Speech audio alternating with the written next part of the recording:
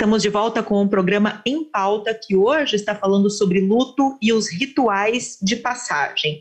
Nossos convidados hoje aqui no programa são os professores Paulo Santilli, do Departamento de Antropologia da Unesp em Araraquara, e Meire Okamoto, do Departamento de Psicologia Clínica da Unesp em Assis. No bloco anterior, a gente falou um pouco sobre os processos de luto, os tipos de luto e também as mudanças nos rituais fúnebres, também decorrentes da pandemia. E agora, eu gostaria de começar falando um pouquinho a respeito da vida. Né? O professor Paulo, na última resposta, já falou um pouquinho sobre isso, né? De como a gente vive e se organiza. Mas uma coisa que a gente tem que admitir, né, professor, é que a gente, muitos de nós, a gente não costuma pensar muito na morte, né? A gente vive sem pensar muito na morte, sabendo que ela vai acontecer para todos nós, mas a gente não pensa muito nisso ao longo da vida. E agora a gente está se deparando com a morte de pessoas próximas, de pessoas conhecidas, de celebridades, de políticos, de pessoas que a gente costumava ver no noticiário da televisão, por exemplo, artistas, né? Então, eu queria saber, professor, por que a gente evita pensar na morte? É uma defesa que o ser humano tem? É cultural também?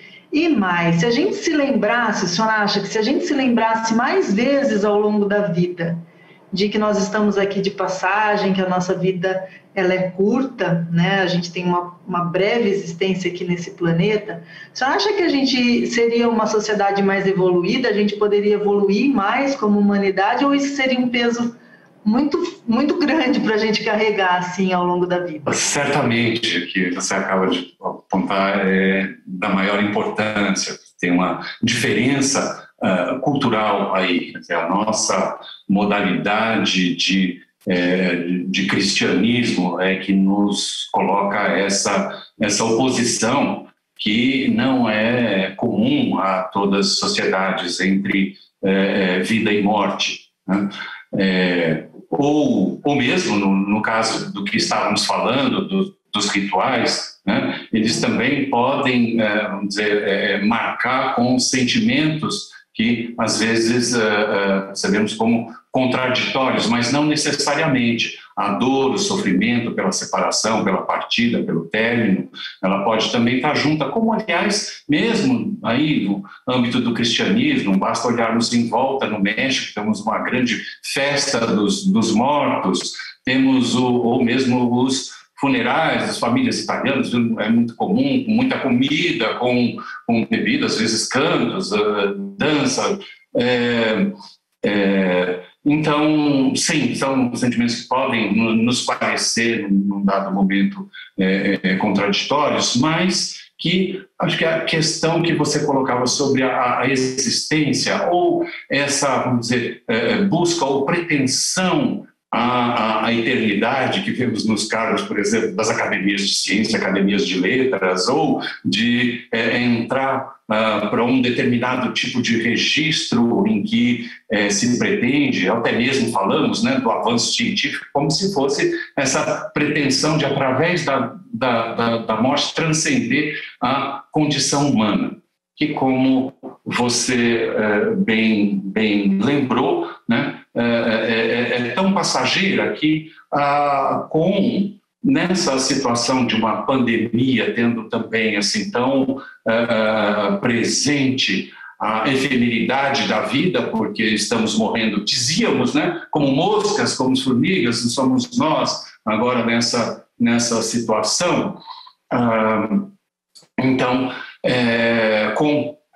acho que esse também sofrimento, essa sensação de perda, ela talvez possa nos também atentar para essa significância, o sentido da própria vida. Não, então, de uma existência individual, mas para uma longa duração, como você também fez alusão, também de uma continuidade, seja da existência individual, nas gerações, nas sociedades que pertencemos, mas acho que, sobretudo, na nossa interação com as outras espécies vivas, que temos tido também nesses últimos séculos, acho que até demais, de uma determinada formação cristã, de estarmos separados, isolados das outras espécies, que nos tem levado também a outros dilemas. Junto com a pandemia, né, vivemos uma emergência climática, vivemos uma era de extinção em massa das outras espécies de vida, motivada pela ação nossa, pela ação humana.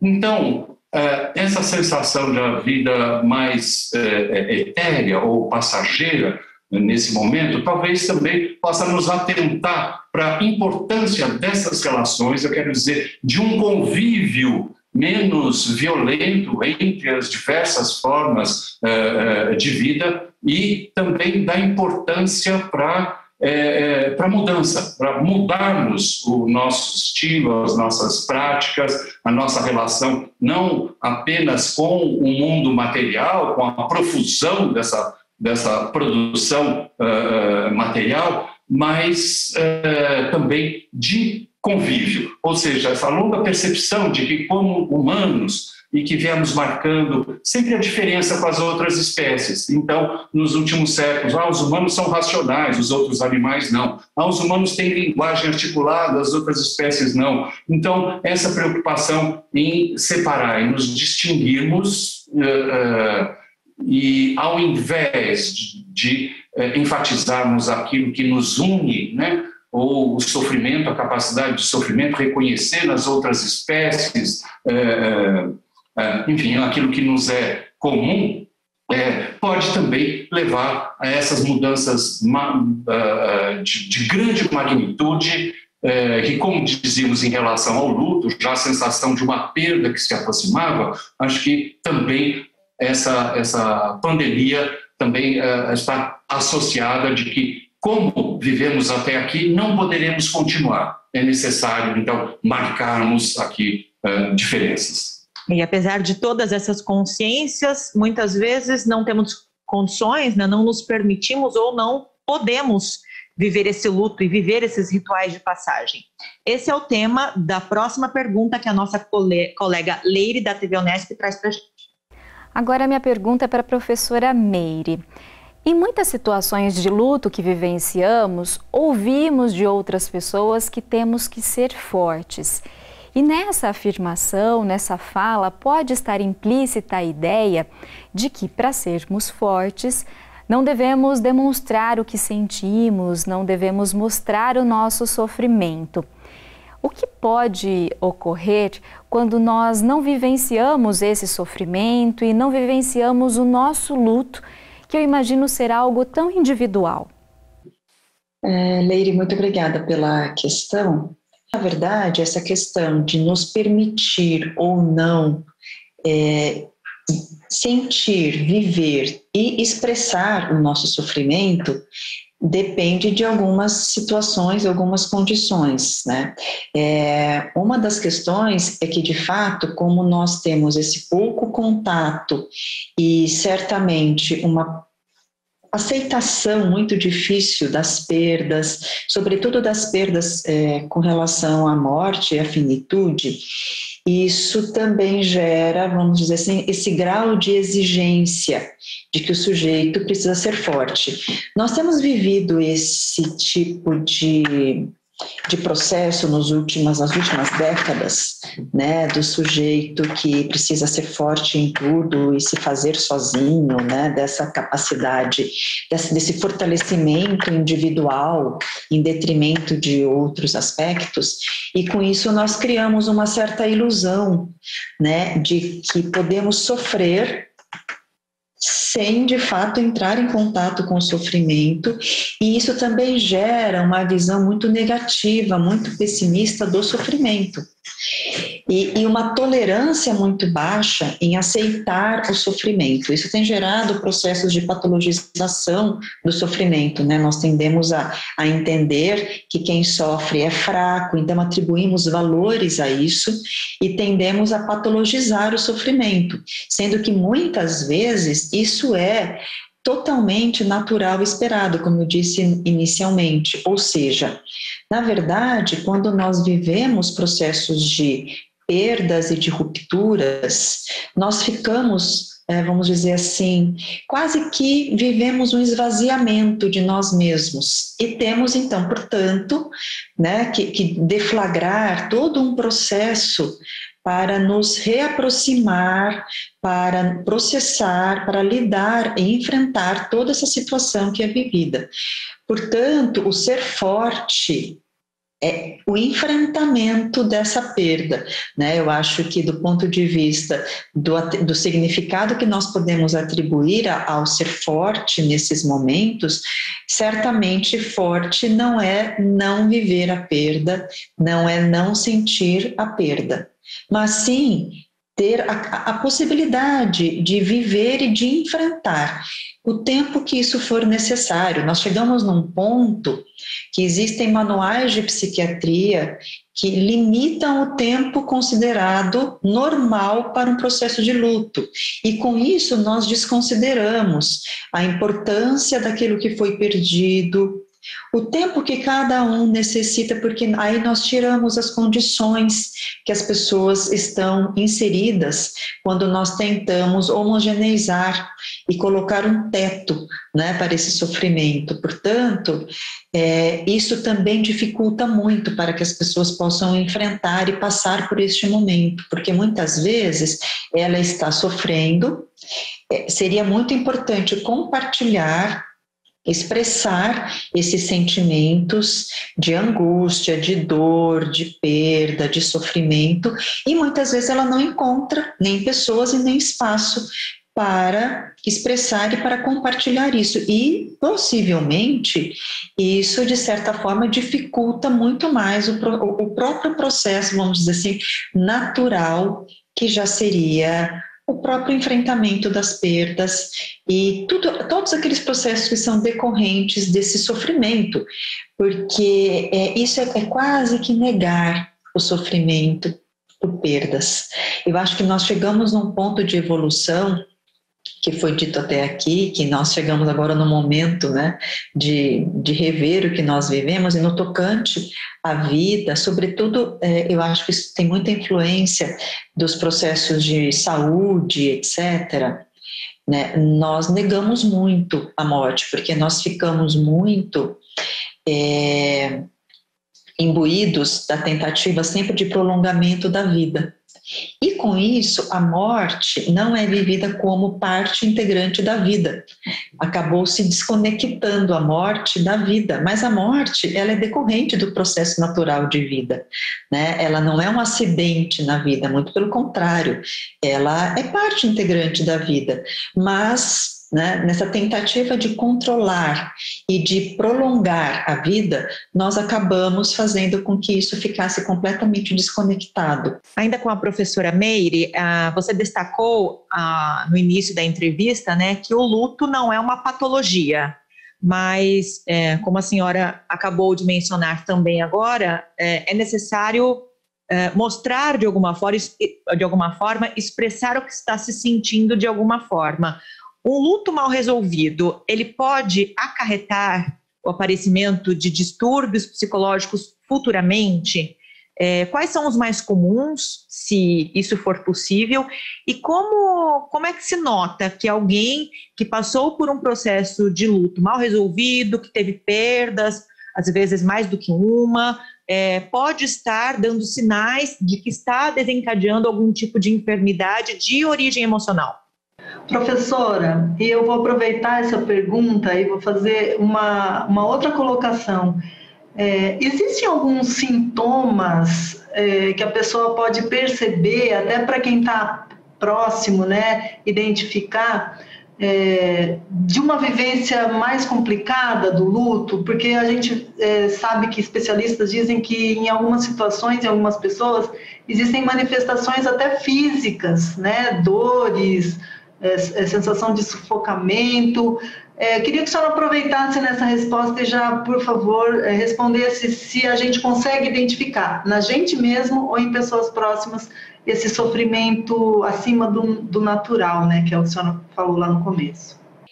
Algumas reações, vamos dizer assim, elas são, entre aspas, normais. Isso envolve tanto questões psicológicas e emocionais, como também podem ser somáticas, né, somatizações, enfim, ou sofrimentos que se expressam através do corpo, né, e também podem ser espirituais. Então, veja, o sentimento de tristeza, de desânimo, uma certa apatia, a pessoa se fechar, ficar mais isolada, ela não ter muito desejo, vontade, enfim, né, de sair, porque isso é decorrente da tristeza mesmo, e também daquilo que eu disse em outro momento, do quanto nós ficamos, de certa forma, esvaziados. Então, dificilmente nestes momentos iniciais, que podem durar alguns meses, a pessoa terá ânimo ou mesmo investimento suficiente, né, para investir em situações que deem prazer,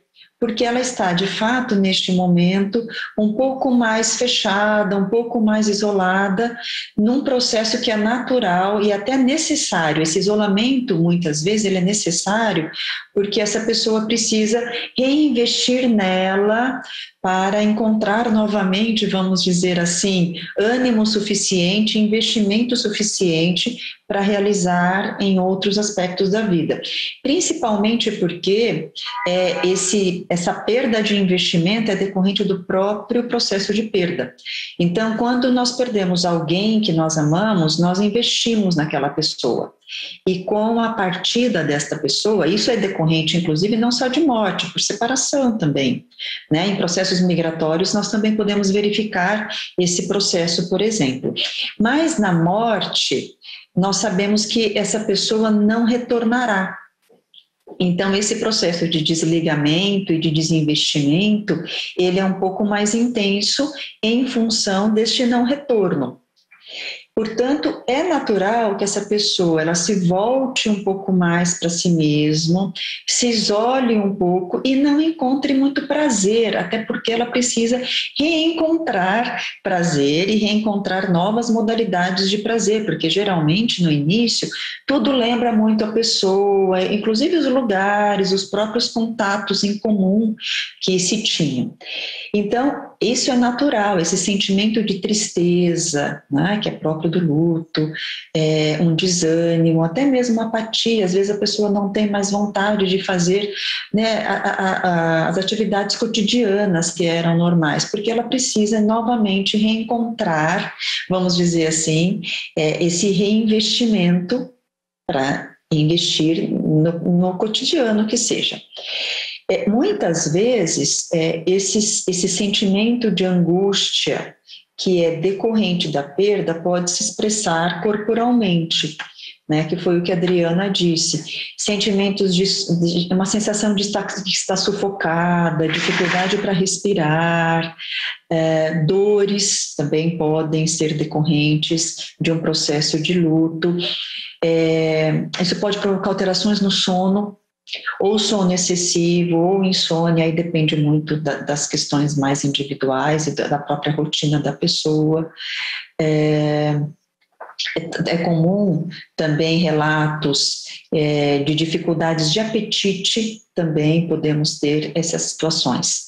Então, nós podemos sim, né, perceber algumas ressonâncias, vamos dizer assim, corporais, decorrentes dessa situação que a pessoa está vivendo.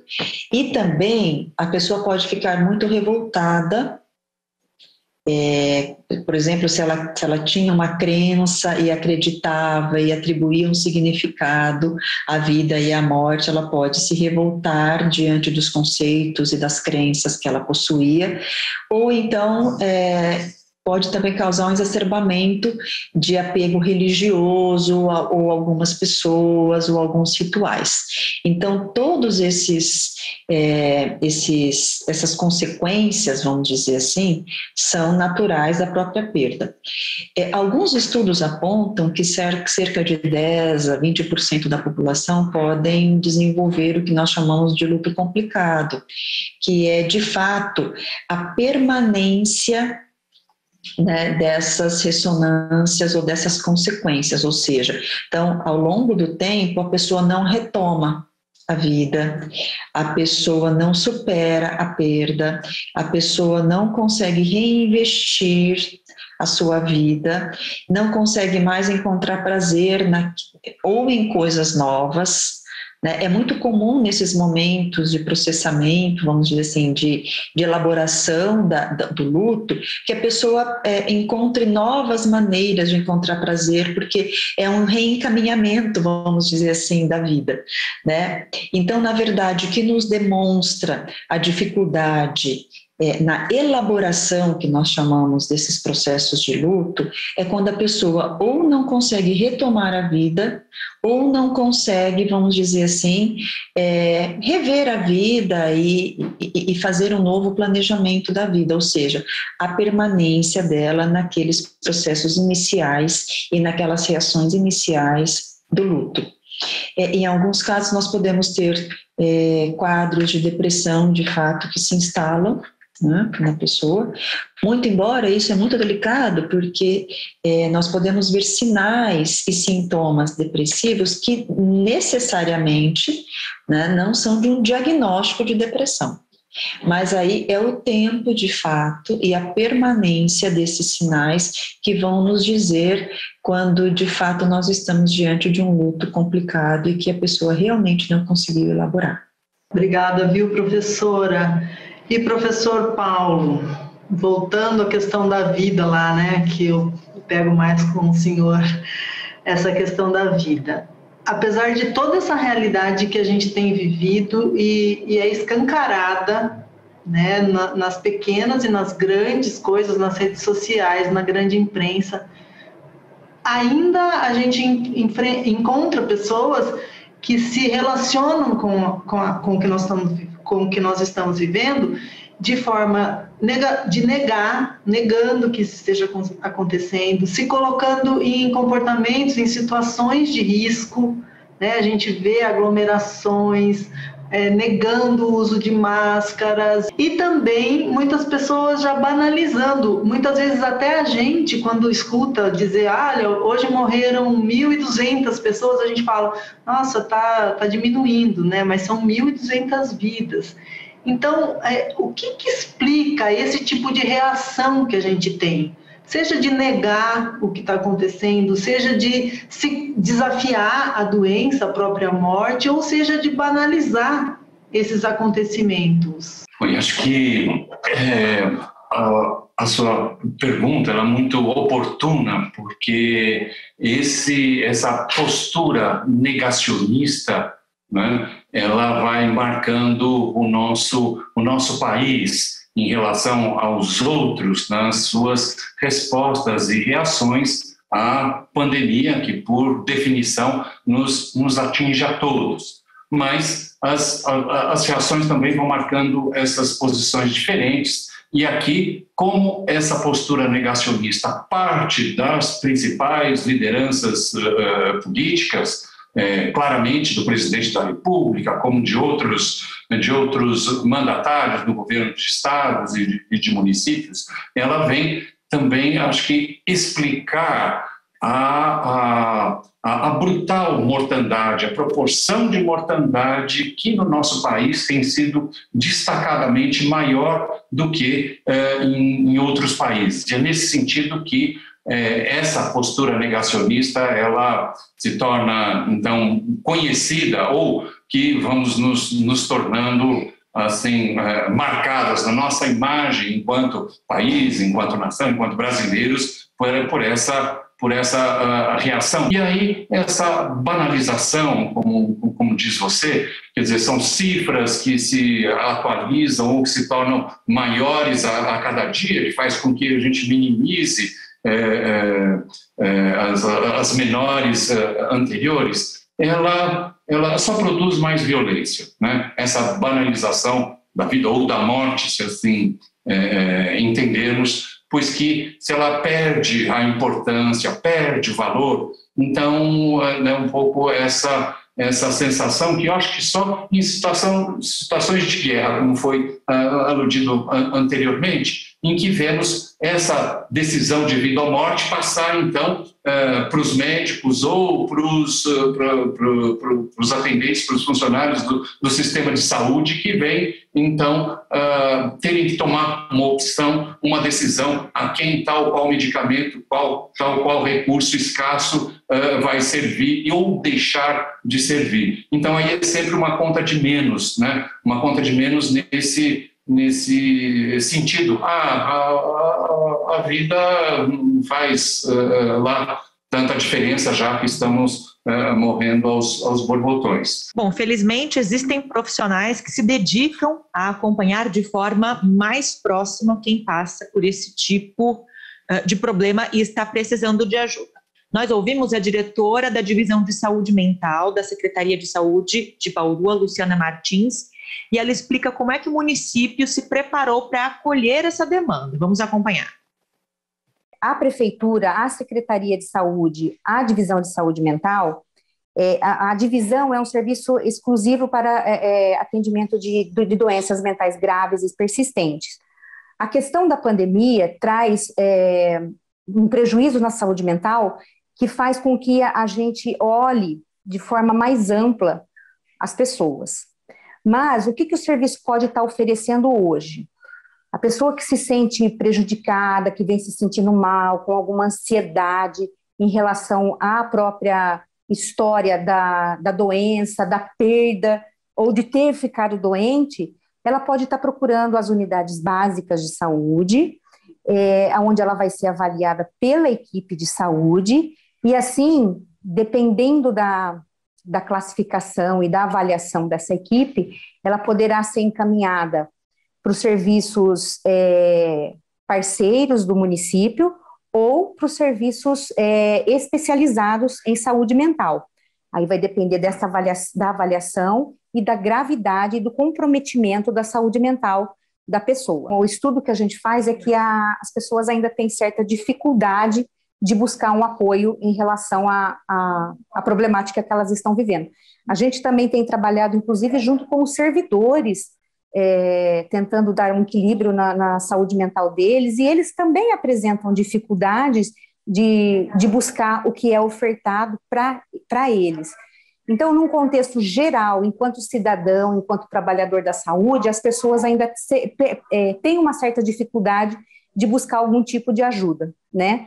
Professora Meire, a quem a senhora atribui essa dificuldade que foi falada agora de buscar ajuda? É desconhecimento, é preconceito, é uma resistência natural, é uma dificuldade mesmo de se perceber precisando de ajuda?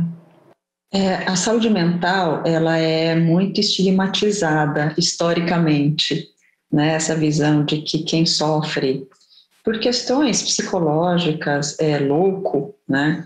Isso é historicamente marcado. Então, muitas vezes as pessoas têm muito receio, medo mesmo, de assumir alguns tipos de sofrimento, né? Justamente pelo estigma que esse tipo de sofrimento carrega historicamente. Inclusive agora, né, nessa situação da pandemia, nós montamos grupos com pacientes que têm sequelas de Covid, nós temos percebido que os próprios pacientes que foram em algum momento infectados, eles estão se sentindo também estigmatizados. Então as pessoas têm muito receio de procurar serviços de saúde mental com medo de que ela será considerada louca, né? E com isso, muitas vezes, ela não percebe o sofrimento que ela está vivendo e ela, vamos dizer assim, ela nega esse sofrimento, né? Vocês falaram sobre negação anteriormente.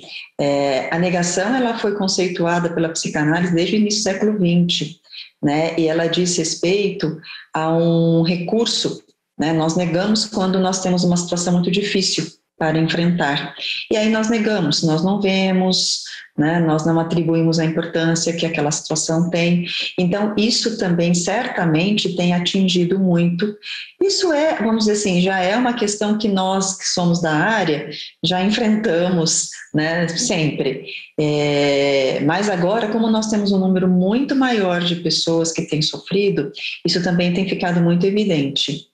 Mas tem muito essa questão do estigma. Então, na verdade, muitas vezes as pessoas poderiam procurar ajuda muito mais precocemente e às vezes elas demoram em função desse temor, desse medo mesmo de ser considerada louca, maluca, né? E quando não é isso, né? A questão do sofrimento decorrente das situações de vida que nós vivemos é algo natural, não é algo, né, tão grave do ponto de vista de ser considerado alguém inoperante na vida.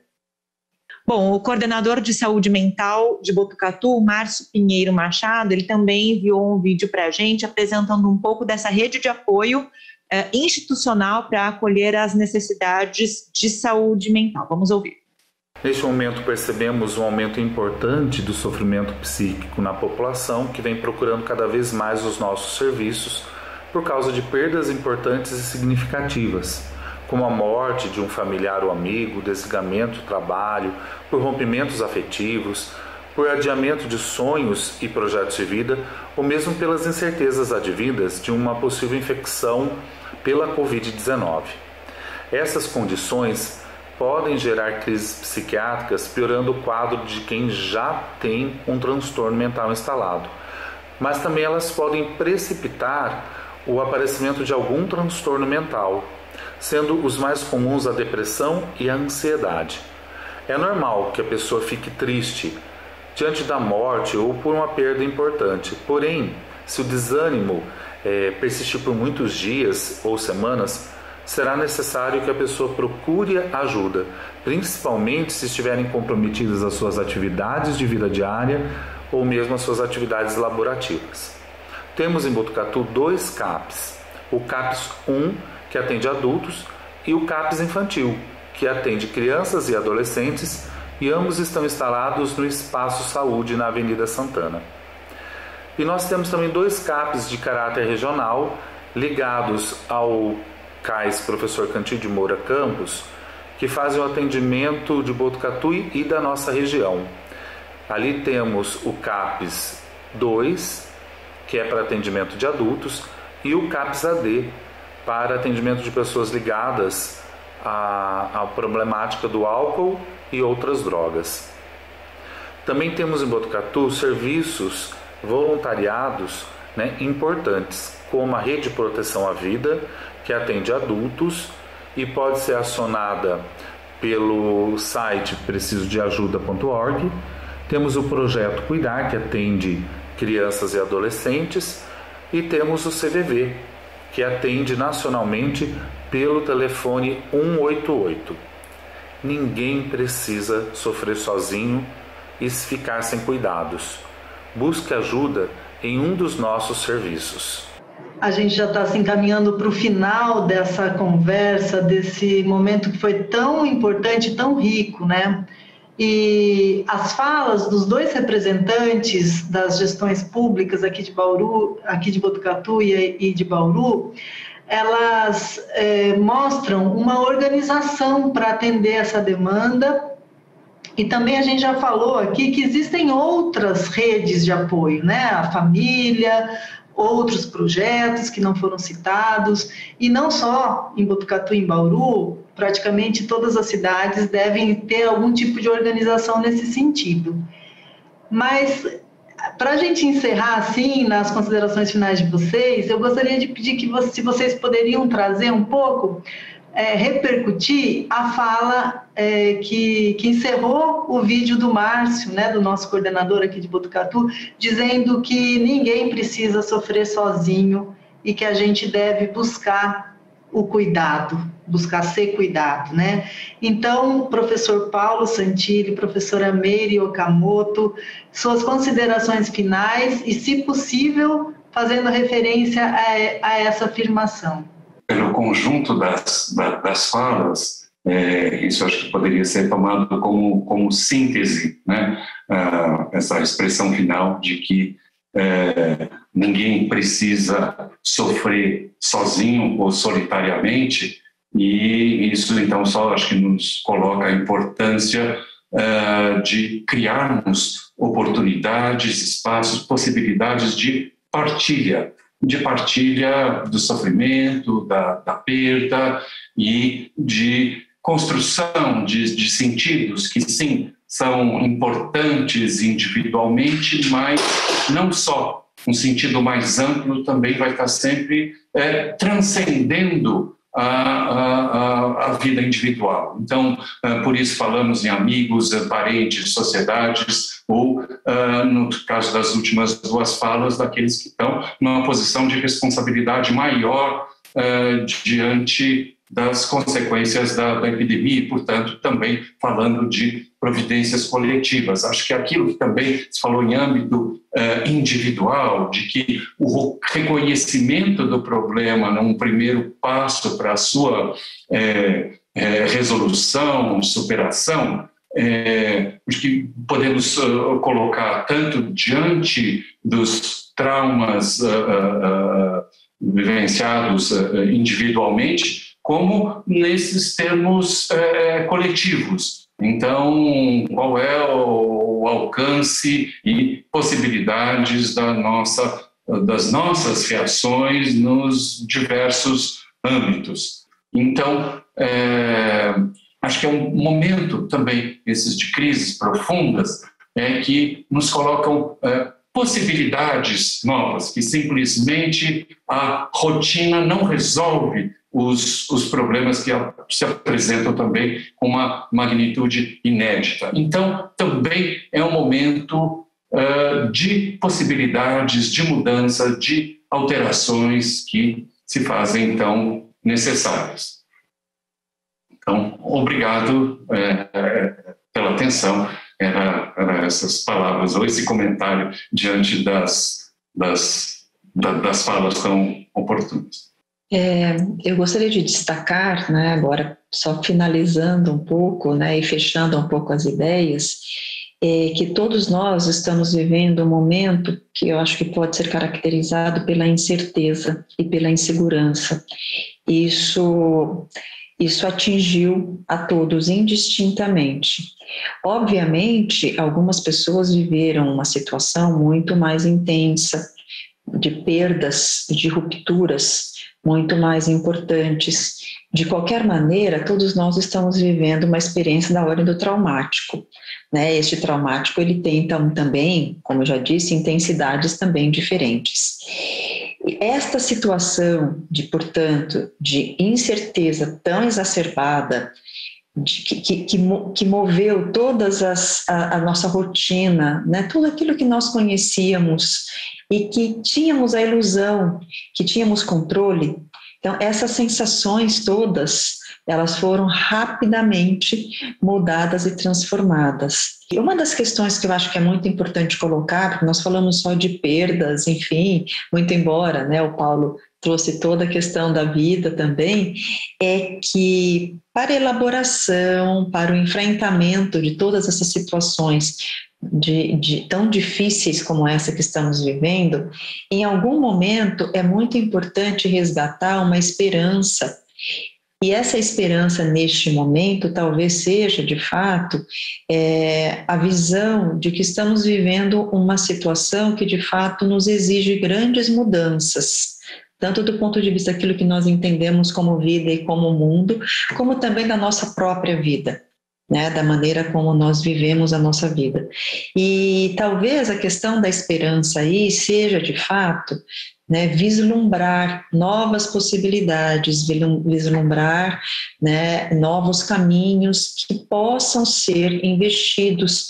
Isso, claro, vai gerar sempre, novamente, aquele sentimento de insegurança, porque nós temos que deixar para trás alguma coisa, e esse deixar para trás, às vezes, é mais difícil para algumas pessoas do que para outras, mas como estamos vivendo um momento coletivo, talvez fosse muito importante resgatar esse sentimento coletivo de uma necessidade de transformação, de fato.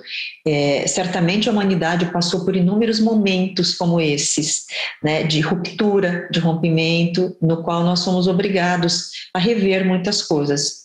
Então, possivelmente estamos vivendo um outro momento desses, talvez com uma extensão muito maior, do que já foi vivido anteriormente, mas é muito importante não pensarmos apenas nas perdas. Então, muito obrigada pela oportunidade e eu acho que é um debate muito rico neste momento. Bom, nós aproveitamos então para agradecer a participação, as reflexões trazidas pelos dois professores, Meire e Paulo, né, e a generosidade de compartilhar o conhecimento de vocês conosco e com os nossos telespectadores. E também agradecemos você que está nos acompanhando. Para rever esse programa na íntegra, é só você acessar o canal do YouTube das nossas 3 emissoras parceiras. Obrigada pela companhia e até a próxima.